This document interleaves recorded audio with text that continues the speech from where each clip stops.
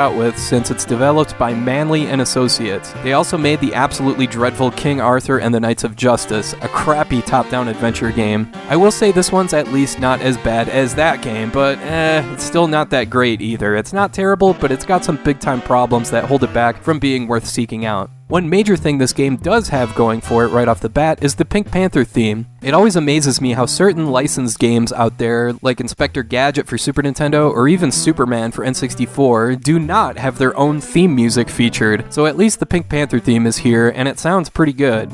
So you start the game in kind of a main hub stage, so to speak, where you're able to choose which of the 10 levels you want to play through. There's levels with a pirate motif, a Robin Hood theme, an Old West theme, levels based on old films like Cat on a Hot Tin Roof, you're inside a giant refrigerator, you're swimming in a tank full of pink lemonade. There's a lot of variation in the settings here that helps the game from getting old, and the art direction here is very much faithful to the original Pink Panther style. Everything looks really nice, and all the other music, in addition to the Pink Panther theme, all sounds really good too.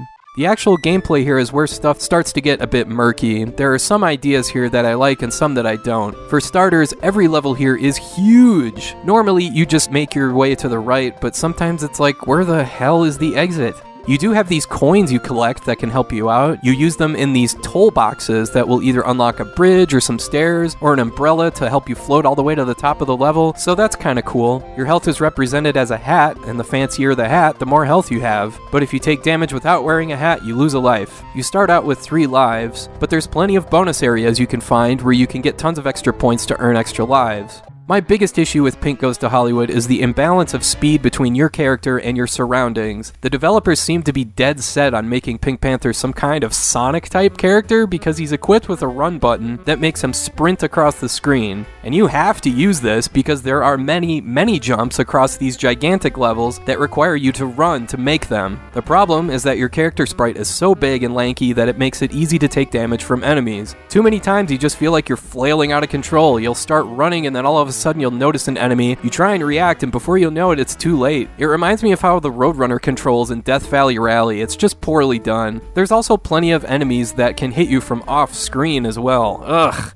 There's also your secondary attack, which is to spray enemies with perfume using the A button. That seems pretty straightforward, right? The problem is, it's so slow to use. It's one of those attacks that's got like 2 or 3 extra frames in it just to try and make it look nice, I guess. So you'll be sprinting to make a jump, stop on a dime, then try and hit an enemy. It's awkward to say the least. Both the pirate stage and the pink lemonade stage are also really awkward since you swim vertically, and because your sprite is so big, that makes it very easy to take damage. It should be noted that there is a Sega Genesis version of this game as well, and while it may have the same visual style and similar gameplay, the level layouts are completely different and the way the game is structured is different as well. As far as which game is better, it's a classic case of Sega's extra screen real estate thanks to the wider resolution, making this game much more manageable on the Genesis.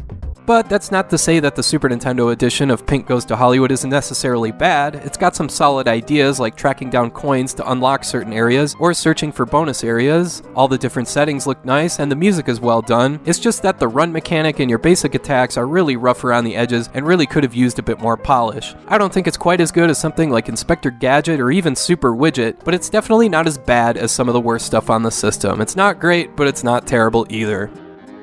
And I want to thank you for watching, and I hope you have a great rest of your day.